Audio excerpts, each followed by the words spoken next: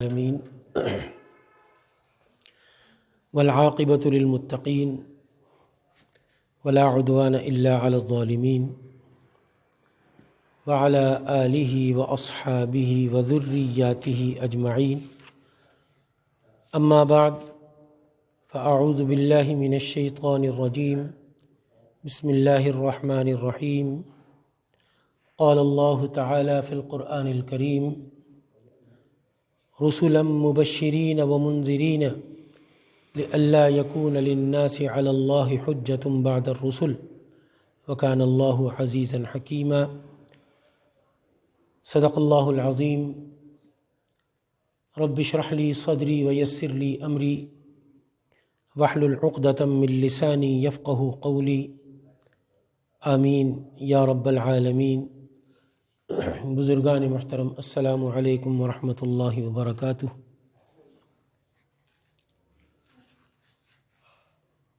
قرآن کریم فرقان حمید کی سورۃ النساء، اس کی ایک آیت تلاوت کی۔ گزشتہ جمعے سے ہم نے اسی آیت کی نسبت سے اپنی گفتگو کا آغاز کیا تھا، اور اپنی گفتگو کا اختتام ہم نے جہاں پر کیا تھا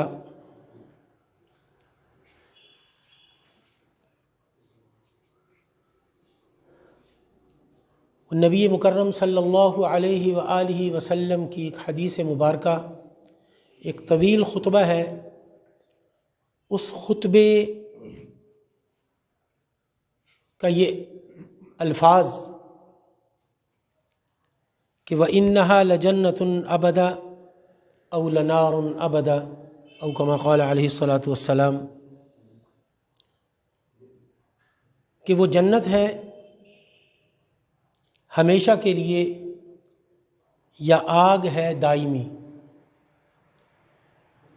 اس سے پہلے میں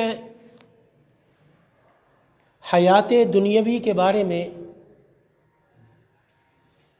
آپ حضرات کو بتلا چکا ہوں گزشتہ جمعے کہ یہ دنیا کی زندگی تو در حقیقت عارضی زندگی ہے۔ یہ در حقیقت اس کتاب کی مانند ہے۔ یہ زندگی جو ہے اس کتاب کے دیباچے کی حیثیت رکھتی ہے۔ اس کی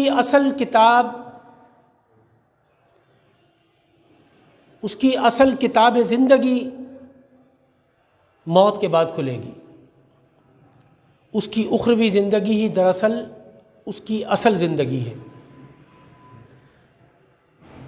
جو ابدی ہے، جو ہمیشہ کی زندگی ہے، جس میں دوام ہے، جیسا کہ قرآن کریم فرقان حمید میں اللہ تبارک و تعالی نے ارشاد فرمایا کہ وَإِنَّ الدَّارَ الْآخِرَةَ لَهِيَ الْحَيَوَانُ لَوْ كَانُوا يَعْلَمُونَ، کہ اصل زندگی کا گھر تو دار آخرت ہے۔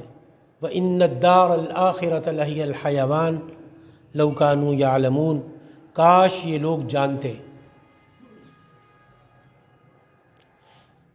اسی طرح اس زندگانی کو دو حصوں میں تقسیم کر دیا گیا۔ یہ زندگی دو حصوں میں منقسم ہو گئی،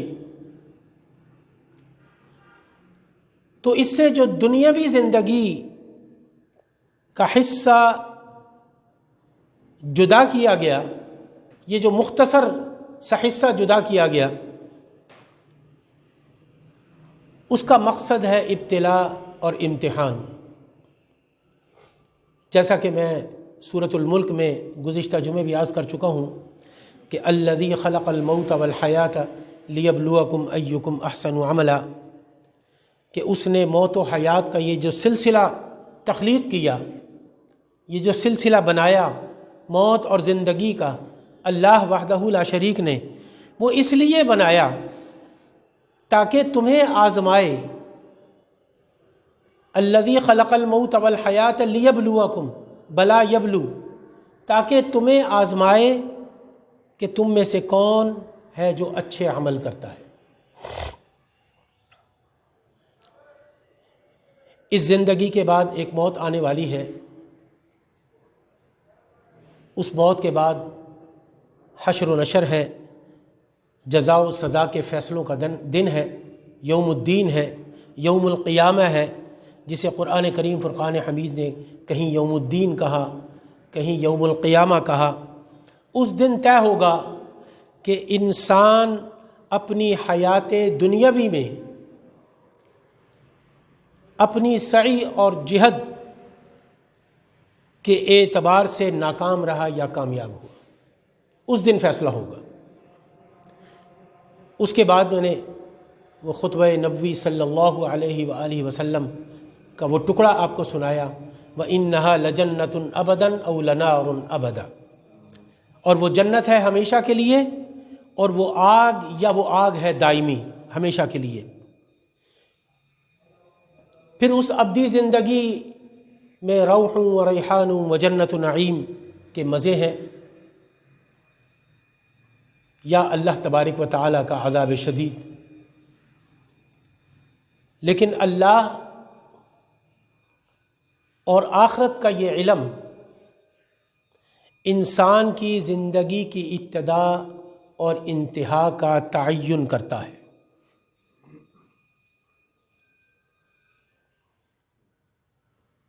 انہی دونوں کو سمو دیا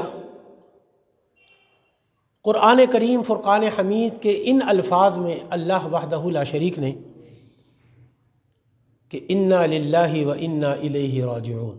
یہاں پر ہم نے اپنی گفتگو کا اختتام کیا تھا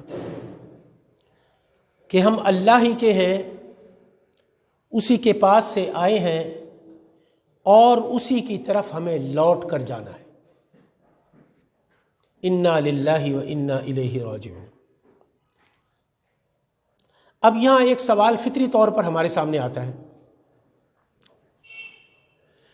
کہ امتحان لیا جاتا ہے کچھ سکھا کر، جانچا اور پرکھا جاتا ہے کچھ دے کر۔ یہ جو امتحان ہے جس سے انسان اس حیات دنیاوی میں دوچار ہے، یہ جو زندگی ہے اس کی جو ہم بسر کر رہے ہیں، سوال پیدا ہوتا ہے کہ آخر اس کی بنیاد کیا ہے، اس کی اساس کیا ہے، اس کی جانچ اور پرکھ کس اصول پر ہوگی آخرت میں۔ اس سوال کا ایک جواب جو بنیادی طور پر وہ یہ ہے کہ اللہ تبارک و تعالی نے انسان کو اس دنیا میں اس ابتلا اور آزمائش کے لیے بھیجا۔ الذی خلق الموت والحیات لیبلوکم ایکم احسن عملا، یہ آزمائش کے لیے جو بھیجا، یہ جو امتحان کے لیے اللہ تبارک و تعالیٰ نے ہمیں یہاں پر اس دنیا میں بھیجا، غیر مسلح نہیں بھیجا، ایسے ہی نہیں بھیج دیا اللہ تبارک و تعالیٰ نے۔ بہت سی صلاحیتوں اور استعداد دے کر اللہ تبارک و تعالیٰ نے ہمیں اس دنیا میں بھیجا، اس دنیا میں پیدا فرمایا۔ بہت ہی پیاری آیت ہے سورۃ الدہر کی کہ اللہ تبارک و تعالیٰ ارشاد فرماتا ہے کہ انا خلقنا الانسان من نطفۃ امشاج نبتلیہ فجعلناہ سمیعا بصیرا۔ بہت پیاری آیت ہے یہ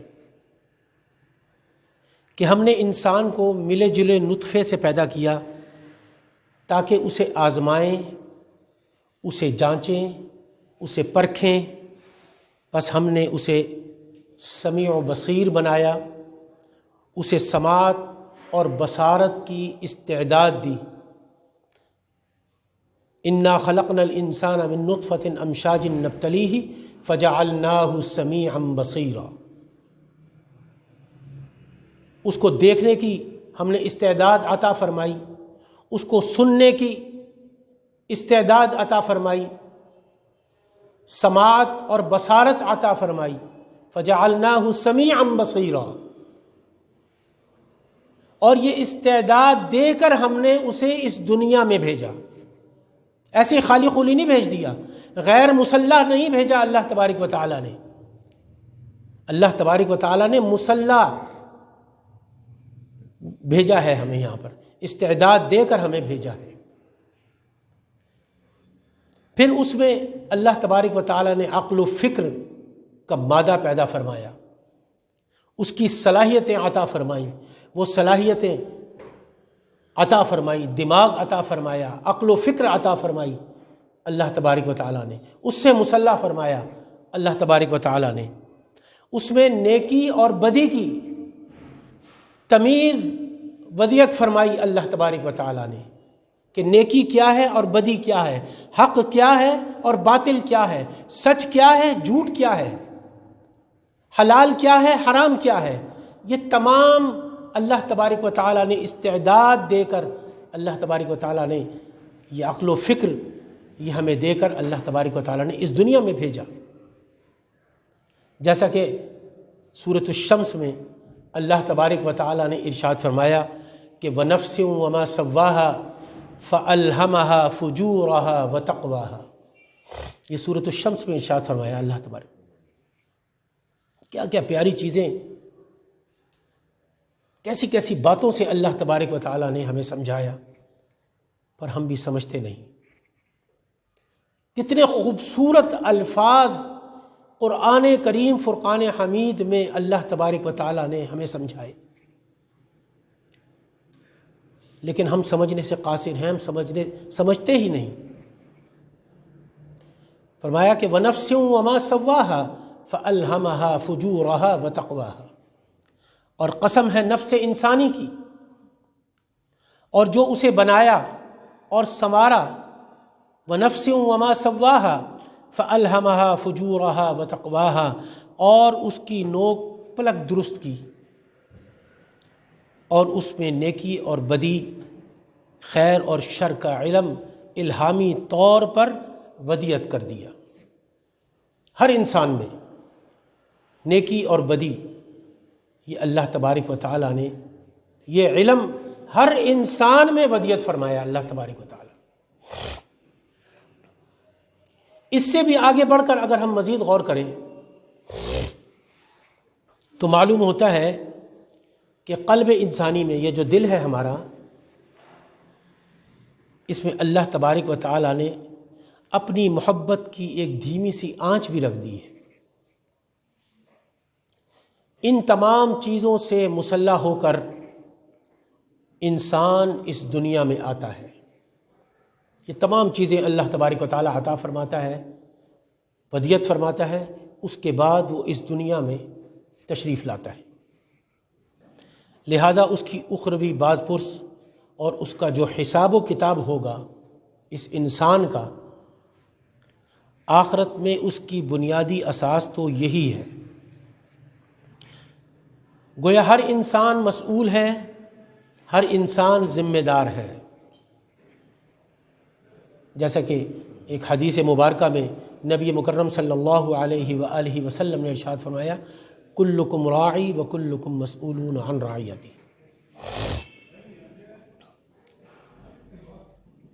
ہر انسان جواب دہ ہے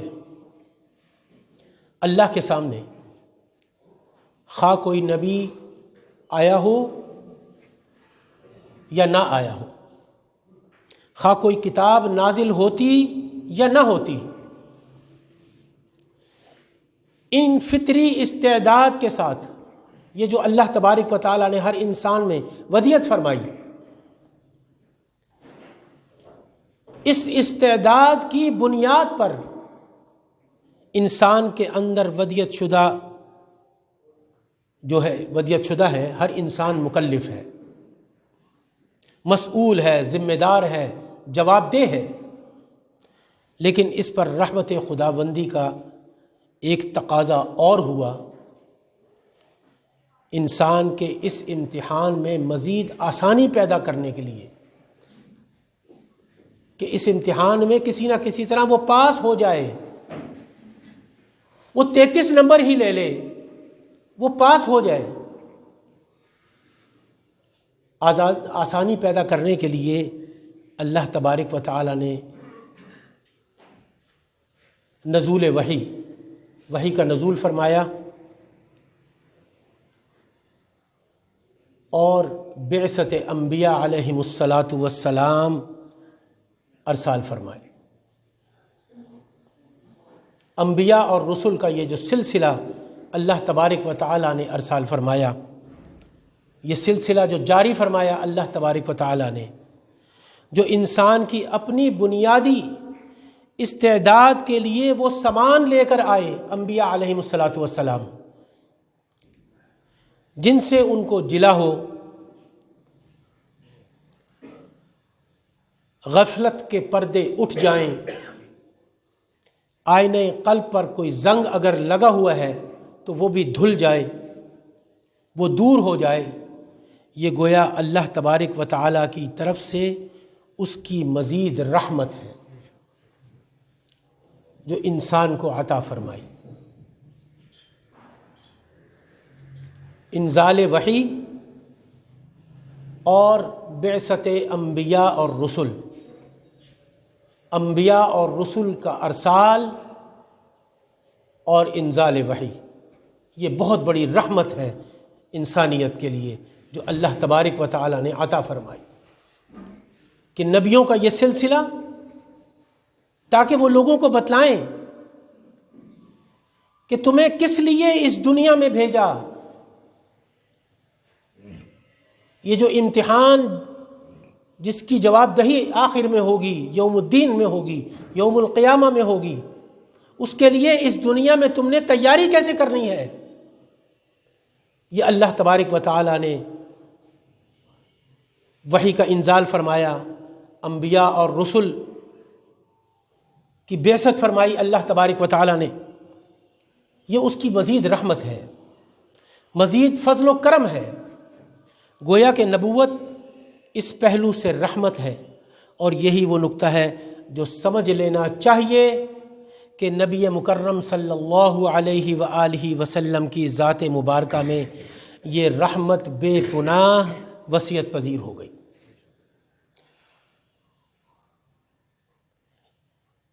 اس نے تمام جہانوں کا احاطہ کر لیا ہے، جیسا کہ قرآن کریم فرقان حمید میں اللہ تبارک و تعالی نے ارشاد فرمایا، وما ارسلناک الا رحمتا للعالمین، وما ارسلناک الا کافتا للناس بشیرا ونذیرا۔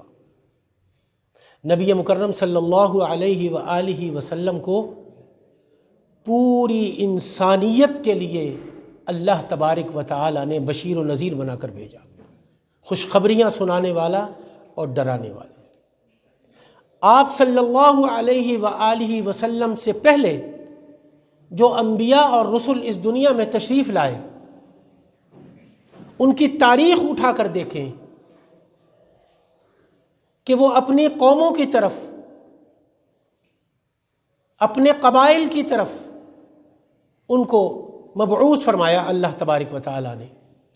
قرآن کریم فرقان حمید میں جا بجا طور پر ان انبیاء اور رسل کا، ان قوموں کا ذکر فرمایا، یا قوم اعبدوا اللہ ما لکم من الہ غیرہ۔ نبی مکرم صلی اللہ علیہ وآلہ وسلم سے پہلے جتنے بھی انبیاء اور رسل اس دنیا میں تشریف لائے، ان کی ایک ہی دعوت تھی، یا قوم اعبدوا اللہ ما لکم من الہ غیرہ۔ ہر ایک نے اپنی قوم کو یا قوم اعبدوا اللہ، اے میری قوم کے لوگوں اللہ کی وحدانیت کا اقرار کر لو، ما لکم من الہ غیرہ، اس کے سوا کوئی دوسرا تمہارا پروردگار نہیں۔ اپنی اپنی قوموں کی طرف ان کو مبعوث فرمایا۔ آئندہ جمعے میں تفصیل سے اس کا ذکر کروں گا، انبیاء کی تاریخ میں اس کی تفصیل سے ذکر ہوگا انشاءاللہ۔ لیکن آقا نامدار خاتم النبیین حضور سرور کونین صلی اللہ علیہ وآلہ وسلم تمام جہانوں کے لیے رحمت بنا کر بھیجے گئے۔ وما ارسلناک الا کافتا للناس بشیرا ونذیرا، وما ارسلناک الا رحمتا للعالمین، رحمتا للعالمین بنا کر اس دنیا میں آپ کو مبعوث فرمایا گیا۔ نبوت اصلاً رحمت ہے، یہ بات یاد رکھیں بس. نبوت اصلاً رحمت ہے، لیکن محمد الرسول اللہ صلی اللہ علیہ وآلہ وسلم رحمت للعالمین بنا کر بھیجے گئے. آپ صلی اللہ علیہ وآلہ وسلم کی رحمت تمام جہانوں پر محیط ہو گئی. لیکن اسی کا ایک دوسرا پہلو بھی ہے، وہ بھی آپ کے سامنے رہے، سب کے سامنے رہے. وہ یہ کہ نبیوں کی آمد، رسولوں کی بعثت اور کتابوں کے نزول کے بعد اب محاسبہ اخروی کے لیے گویا کہ انسان پر اتمام حجت ہو گیا. اب یہ آخری اسٹیج تیار کیا جا رہا ہے، اس لیے کہ اب امت بھی آخری ہوگی، کتاب بھی آخری ہوگی اور رسول بھی آخری ہوں گے صلی اللہ علیہ وآلہ وسلم. اتمام حجت تمام انسانوں، پوری کائنات پر اتمام حجت اللہ تبارک و تعالی نے فرما دی حضور سرور کونین صلی اللہ علیہ وآلہ وسلم کو مبعوث فرما کر. انسان کے پاس اب کوئی عذر نہ رہا، وہ کوئی بہانہ پیش نہیں کر سکے گا روز محشر کہ پروردگار ہمیں تو معلوم ہی نہیں تھا کہ کوئی نبی آیا ہے یا نہیں، کوئی کتاب نازل ہوئی یا نہیں، پروردگار ہمیں تو معلوم ہی نہیں تھا. فرمایا کہ اب کوئی بہانہ نہیں چلے گا بس، اس لیے کہ مہر نبوت مہر لگا دی گئی. خاتم النبیین حضور سرور کونین صلی اللہ علیہ وآلہ وسلم اب رحمت للعالمین بنا کر بھیجے جا رہے ہیں ساری کائنات کے لیے. اب یہ عذر بھی نہیں رہے گا کہ پروردگار ہم تو جانتے ہی نہیں تھے کہ تیری رضا کس میں ہے، ہمیں علم نہیں تھا کہ تو کن باتوں سے راضی ہوتا ہے اور کن باتوں سے ناراض ہوتا ہے. یہ عذر اگر کسی درجے میں قابل پذیرائی ہو سکتا تھا تو نبوت اور رسالت کے بعد اب اس کا امکان قطعاً ختم ہو گیا. حضور سرور کونین صلی اللہ علیہ وآلہ وسلم کی بعثت کے بعد اب قطعاً ختم ہو گیا، اتمام حجت ہو گئی. بعثت انبیاء اور رسل سے ایمان بالآخرت کے ضمن میں گویا کہ انسان کی ذمہ داری اور اس کی مسئولیت پہلے سے زیادہ بڑھ گئی. یہی ہے وہ بات جو اس آیت مبارکہ میں ارشاد ہوئی، جس سے میں نے آغاز گفتگو میں نے تلاوت کی کہ رسلا مبشرین و منذرین لئلا یکون للناس علی اللہ حجۃ بعد الرسل وکان اللہ عزیزا حکیما. کہ اللہ تبارک و تعالیٰ فرماتا ہے کہ ہم نے اپنے ان رسولوں کو بھیجا بشارت دینے والے بنا کر اور خبردار کرنے والے بنا کر، اہل حق کے لیے، طالبان ہدایت کے لیے، صحیح راہ پر چلنے والوں کے لیے. وہ مبشر ہیں، بشارت دینے والے، خوشخبریاں سنانے والے اور بشارت دینے والے کہ ان کے لیے جنت نعیم ہے. رسلا مبشرین و منذرین لئلا یکون للناس علی اللہ حجۃ بعد الرسل وکان اللہ عزیزا حکیما. نہایت روشن مستقبل منتظر ہے. اللہ تبارک و تعالیٰ فرماتا ہے کہ اگر تم اس امتحان میں، یہ زندگی کے امتحان میں کامیاب ہو گئے تو تمہارا آگے والا جو مستقبل ہے وہ نہایت روشن ہے، وہ تمہارا منتظر ہے. اور کجروی اختیار کرنے والوں کے لیے، گمراہی اختیار کرنے والوں کے لیے، گمراہی کی روش اختیار کرنے والوں کے لیے وہ خبردار کرنے والے ہیں، وہ خوشخبریاں بھی سنانے والے ہیں اور وہ خبردار کرنے والے بھی ہیں، تاکہ لوگوں کے پاس اللہ کے مقابل اللہ کے ہاں کوئی حجت باقی نہ رہے. رسولوں کے بعد وہ کوئی عذر پیش نہ کر سکیں. محاسبہ اخروی کے لیے آخری امتحان کے لیے اس وقت کوئی بہانہ نہ بنا سکیں۔ وَكَانَ اللَّهُ عَزِيزًا حَكِيمًا، اللہ تبارک و تعالیٰ فرماتا ہے کہ اللہ زبردست ہے، وہ جس طرح چاہے حساب لے، وہ غفور الرحیم ہے، وہ غافر الذنب وقابل التوب شدید العقاب ذی الطول، وہ غفور الرحیم بھی ہے، وہ امتحان بھی لے گا اور اس کا جو ہے نتیجہ بھی پھر نکلے گا۔ فرمایا کہ وکان اللہ عزیزا حکیمہ، اللہ زبردست ہے، وہ جس طرح چاہے حساب لے، اس کا اختیار مطلق ہے، کوئی اسے پوچھنے والا نہیں ہے، لیکن وہ حکیم بھی ہے۔ اس نے اپنی اس باز پرس کے لیے ایک نہایت حکمت بھرا نظام تجویز کیا ہے، وہ نظام ہمیں عطا فرما دیا ہے، اور یہی ہے وہ نظام جس کی اہم ترین کڑی ہے سلسلہ نبوت و رسالت۔ انشاءاللہ آئندہ جمعے میں تاریخ نبوت پر تفصیل سے گفتگو کروں گا۔ اللہ تبارک و تعالی ہمیں ایمان کی دولت عطا فرما دے۔ وآخر دعوانا الحمد للہ۔